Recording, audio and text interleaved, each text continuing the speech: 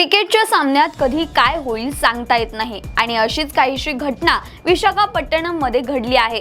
तर त्याचं झालं असं की विशाखापट्टणममधील एका स्थानिक क्रिकेट सामन्यात साध्या रनआउटच्या निर्णयावरून दोन संघांमध्ये वाद झाला।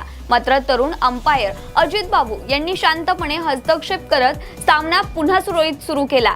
सर्व काही सुरळीत झाल्यासारखं वाटत असतानाच प्रेक्षकांमध्ये एका संतप्त व्यक्तीने सामना संपल्यानंतर वाद मिटू म्हणून अंपायर आणि काही जणांना भेटायला बोलवलं। पण चर्चा काही क्षणातच पुन्हा भडकली आणि परिस्थिती हाताबाहेर गेली। रागाच्या भरात आरोपीने चाकूने हल्ला करत अजित बाबू यांच्या छातीत गंभीर वार केले, ज्यात ते कोसळले तर आणखीन 2 जण जखमी झाले। रुग्णालयात उपचारादरम्यान त्यांना मृत घोषित करण्यात आलं।